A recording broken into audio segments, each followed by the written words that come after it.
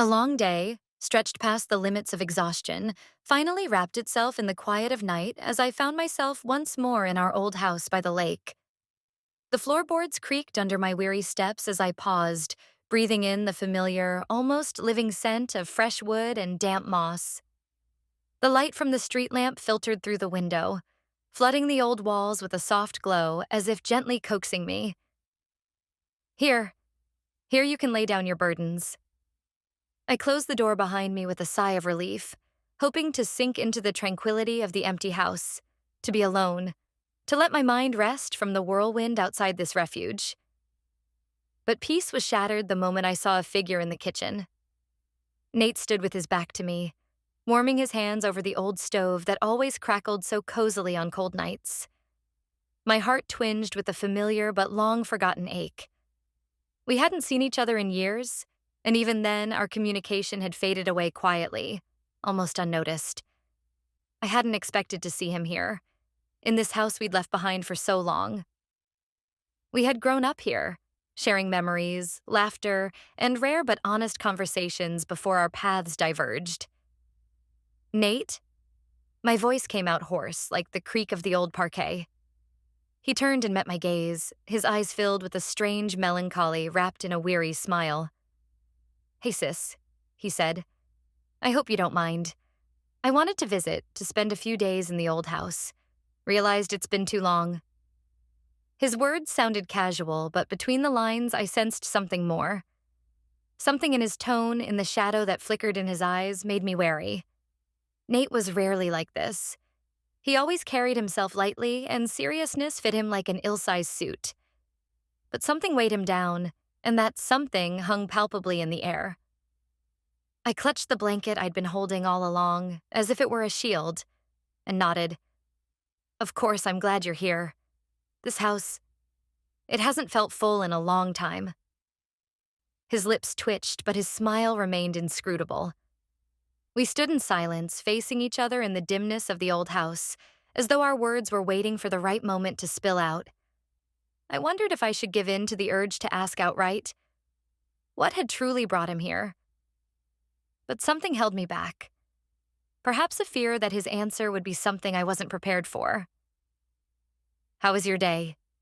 he finally asked, breaking the silence. The question sounded casual, but I could tell that he too couldn't be himself right now, couldn't bring himself to open up.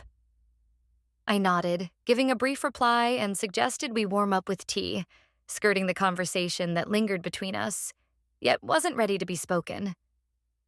We sat by the old fireplace, trying to distract ourselves from the silence. That evening, Nate insisted we visit the amusement park, the very same one our parents had taken us to, where we'd spent carefree summer days. He said he wanted a distraction, and though I hesitated, I agreed. The park, lit up and filled with children's laughter, looked just as it had in our childhood.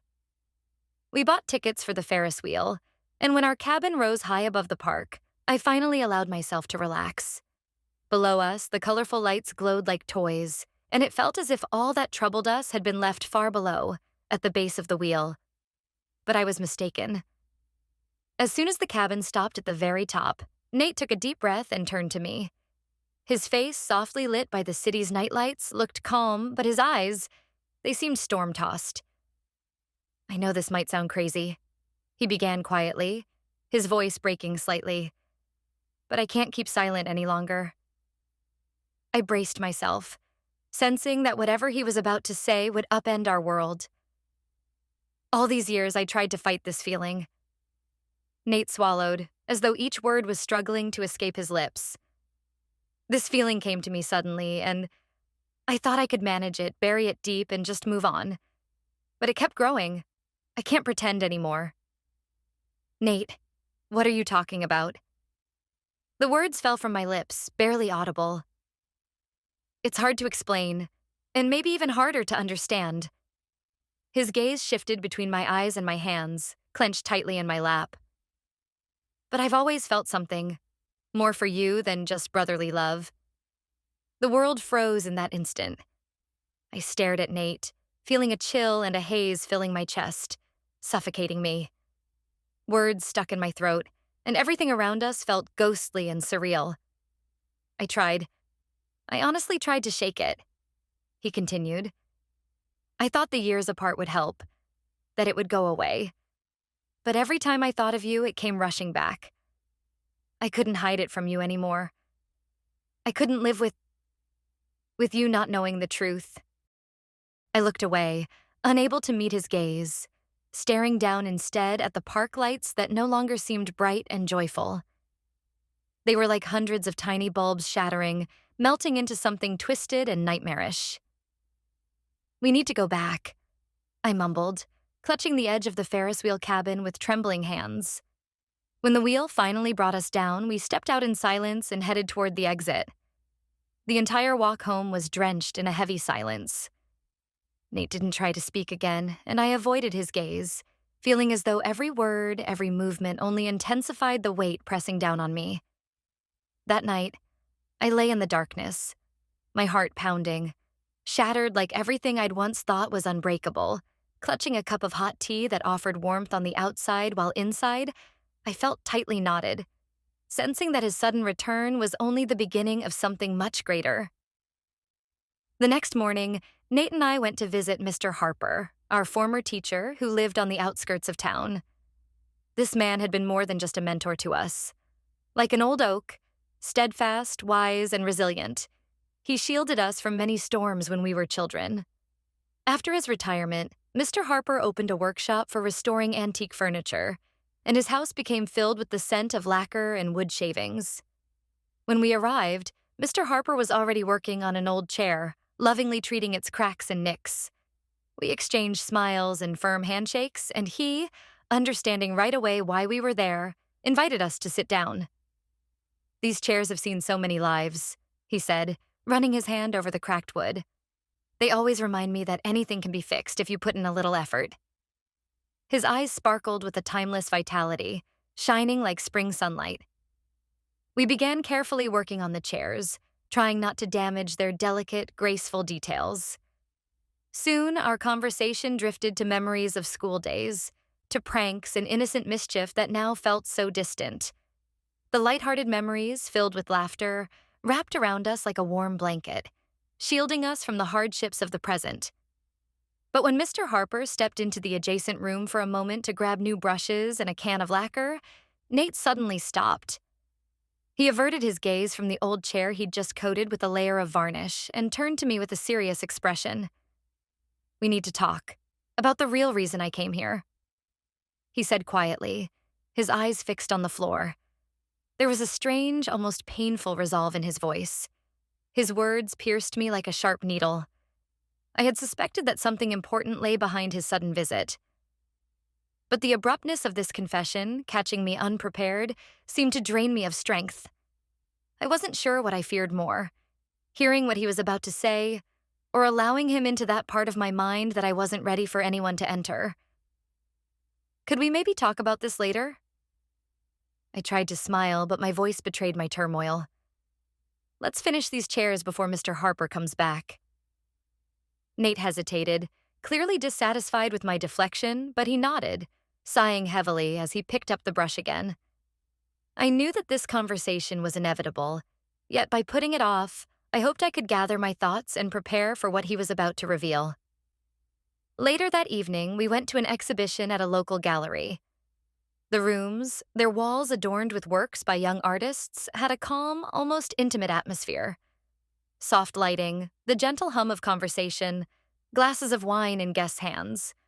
All of it created a sense of ease and detachment. I tried to take in every detail of the paintings, hoping to find even a brief moment of peace in the art, but I couldn't shake the awareness of Nate's presence beside me.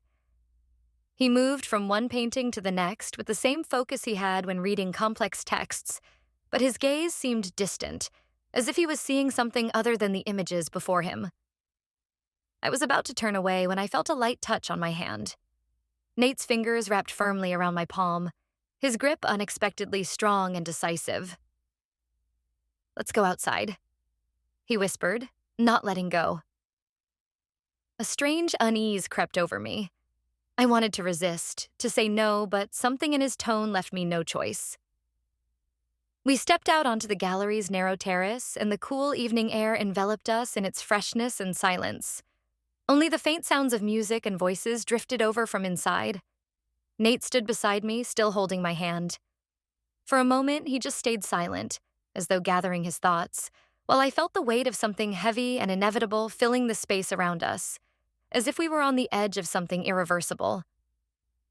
"This is very important," he finally said, his voice faltering, almost breaking halfway through the sentence. His words pierced me with a sharp anxiety.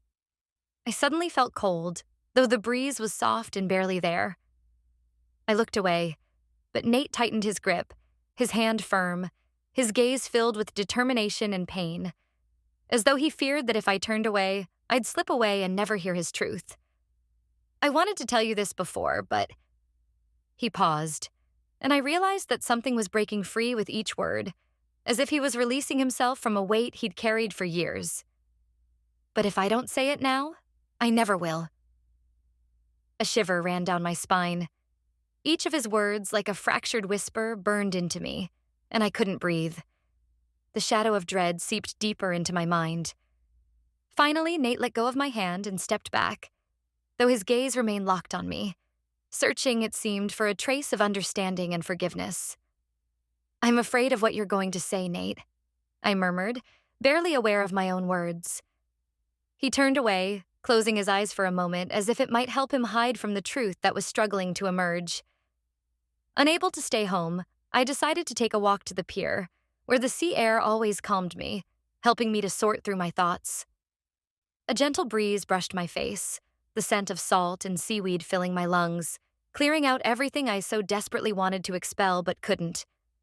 The deserted boards creaked underfoot, responding to each step as I made my way to the very edge of the pier, far from the city lights and the closeness I could no longer bear. I stood, staring at the dark surface of the water, as if searching for answers in its depths when I heard footsteps behind me. Soft but resolute, they approached, and soon enough, I knew exactly who it was. "Please leave me alone, Nate," I said, not turning, struggling to keep the pain from breaking through in my voice. But Nate didn't stop.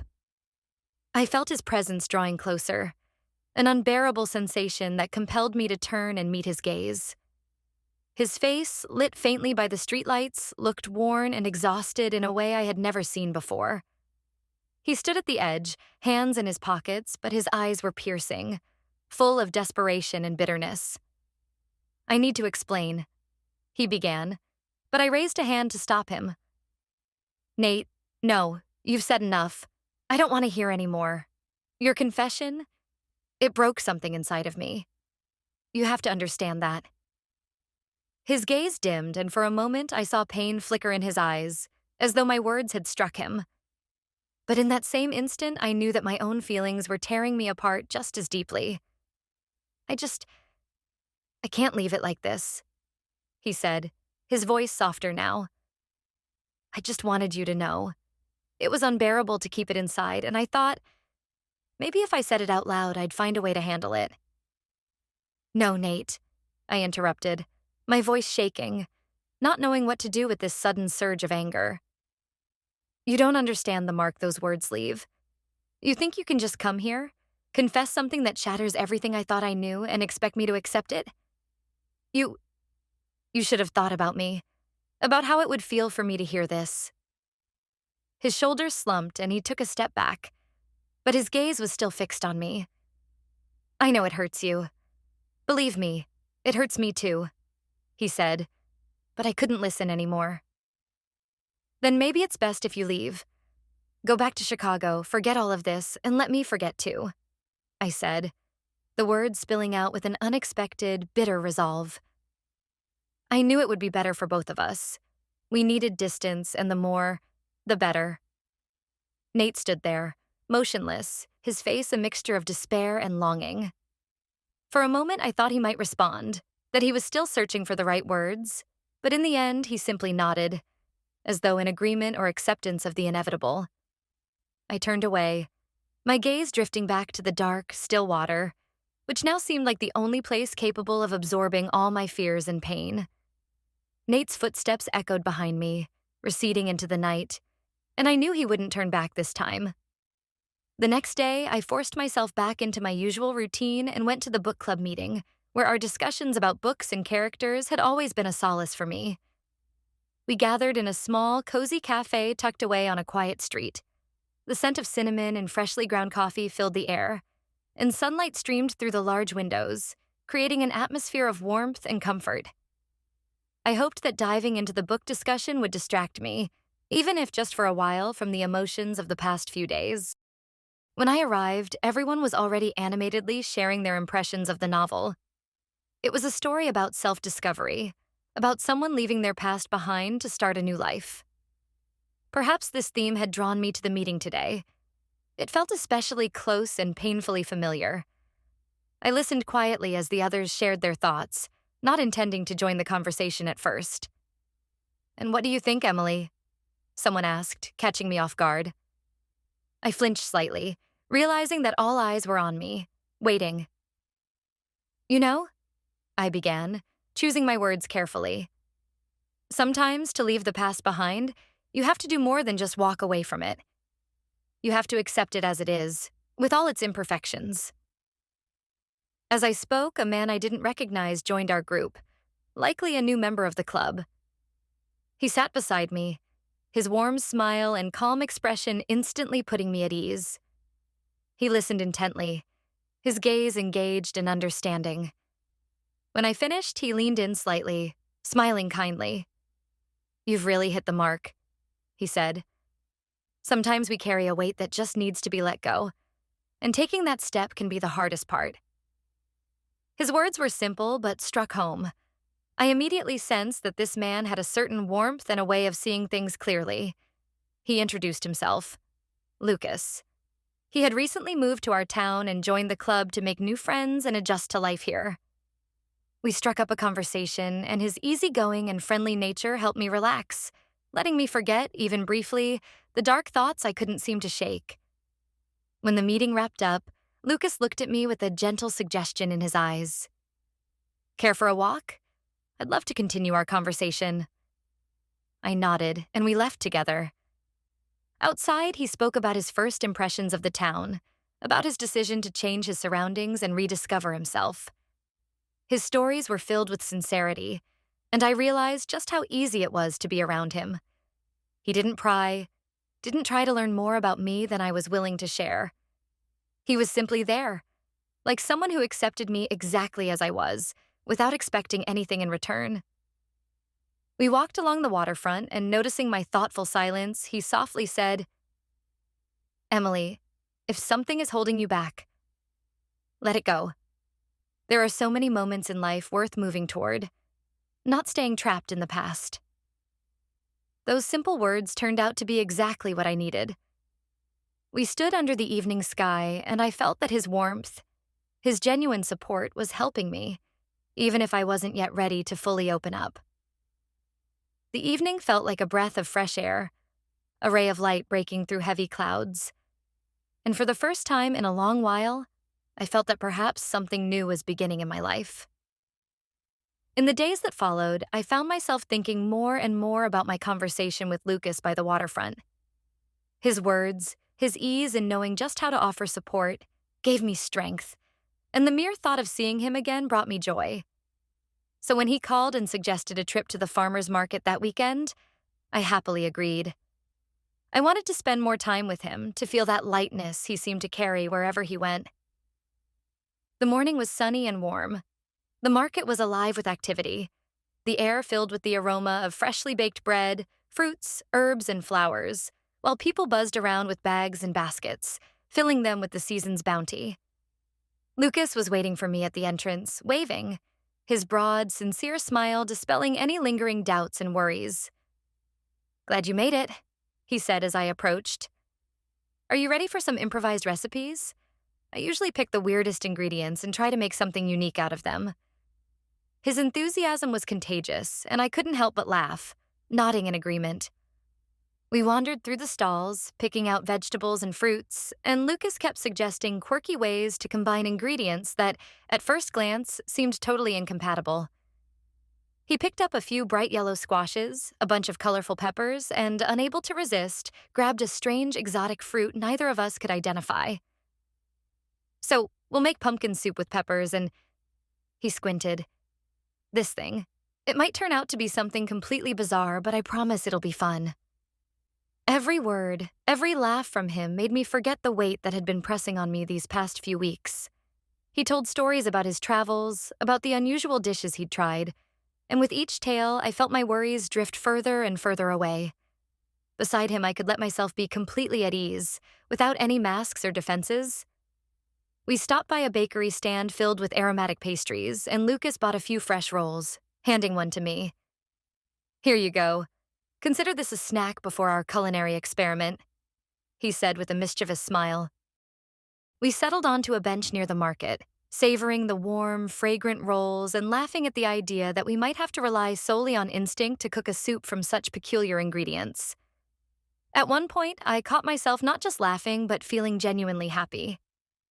You know, Lucas, I said, surprising myself. I think you're giving me something I'd forgotten about. Lightness, freedom, the chance to just live and enjoy the moment. He looked at me gently, his eyes full of understanding and warmth. I'm glad to hear that, Emily. Sometimes we all get stuck in our own worries, forgetting that life is here and now. But the most important thing is allowing ourselves to feel it. We sat there, watching the market, the people bustling around us with their own concerns, and I realized that true happiness lay in these simple moments. And beside Lucas, who had managed to draw me away from all my memories, I felt for the first time that I was beginning to let go of the past. A few weeks later, Lucas suggested we spend a day in nature, away from the city noise, and I eagerly agreed. He chose a spot by a river in the mountains, and in the morning light, his car turned onto a forest path, taking us deeper into the green hills and pine forests. This day promised to be yet another breath of freedom, the kind of fresh air I'd been longing for over the past few months. We picked a meadow near the murmuring river and spread out a blanket under the shade of the trees. Lucas had brought a basket with simple but delicious treats: homemade sandwiches, fresh fruit, and a thermos of fragrant herbal tea. We sat by the water, admiring the view and listening to the wind rustling through the treetops. Everything around us radiated peace and calm. For a while, we forgot about everything beyond this meadow. We talked about everything and nothing, but at one point, Lucas looked at me with a rare seriousness and said, Emily, I feel like you're carrying a weight you're not talking about.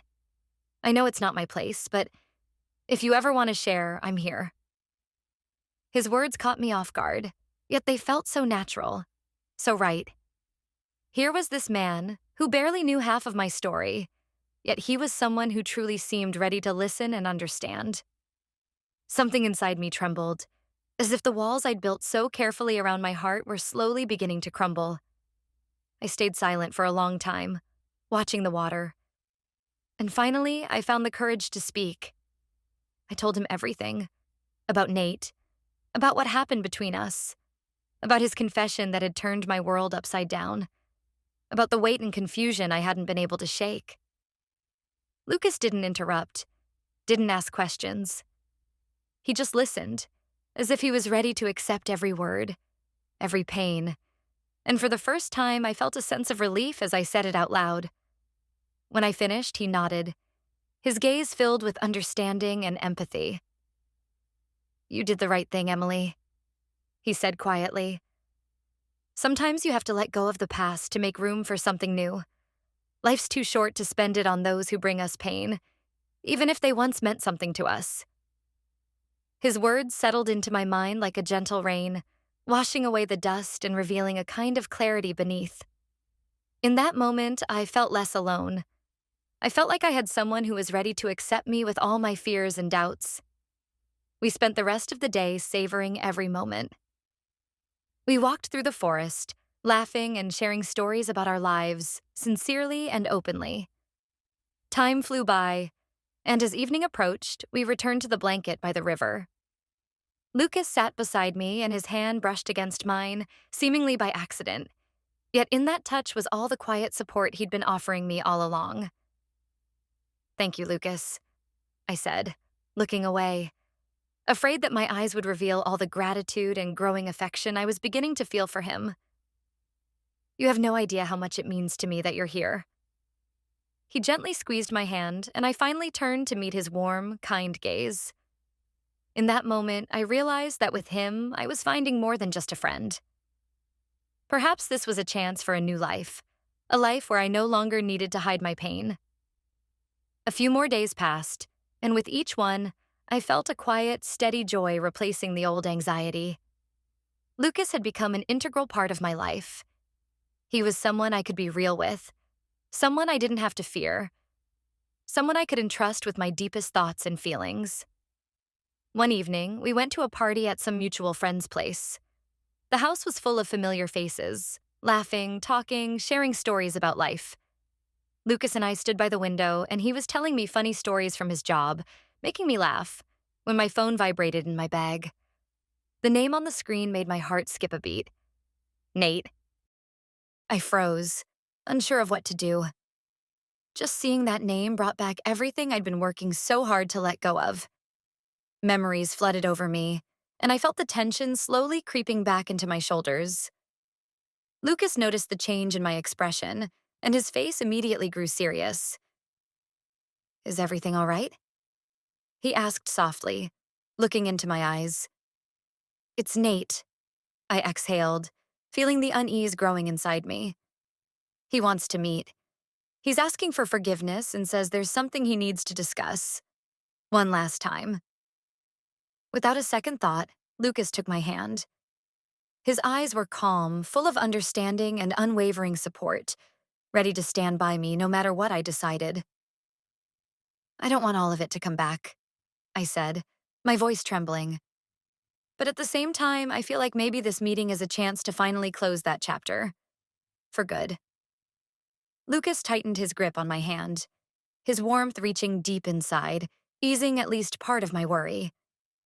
If you feel that's what you need to truly end this chapter, he said gently, then I'll be right here. This is your life, and you have every right to close anything that brings you pain. And if things don't go as planned, you know where to find me. Those simple words were exactly what I needed to hear. In his calm, wise support, there was no pressure. He was prepared to accept whatever decision I made, fully understanding how hard it was for me to face this. I nodded, looking down, feeling the bittersweet but liberating meaning of his words settle into my heart.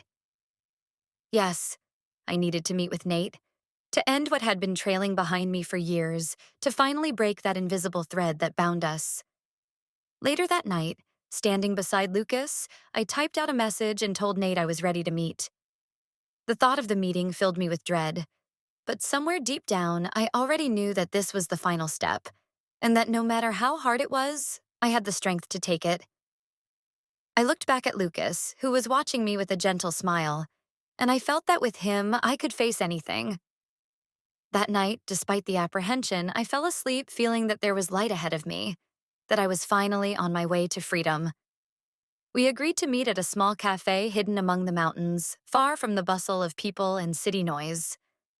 I chose this place deliberately, hoping that the quiet of nature would give me the strength I needed for this conversation. As I drove there, I felt a sense of inevitability, as though this day and this conversation were the final pieces of a puzzle I needed to complete to close this chapter of my life at last. Nate was already waiting for me, seated by the window. When I walked in, he looked up, and I could instantly see how much he had changed. His face was worn, and his shoulders, usually straight and confident, seemed weighed down by an invisible burden. He looked at me with a kind of resigned despair, and I knew right away that this conversation would be difficult for both of us. Emily, he began once I sat across from him. Thank you for agreeing to meet. I wasn't sure if I'd ever get the chance to talk to you again. I nodded, holding back the words I might have wanted to say to avoid disturbing the fragile silence hanging between us. I need to apologize to you for everything I said and did, for the way I broke our world apart. He paused, his gaze drifting over the table as if searching for the right words. It's painful to realize how deeply I hurt you, and only now do I understand how profoundly I was mistaken.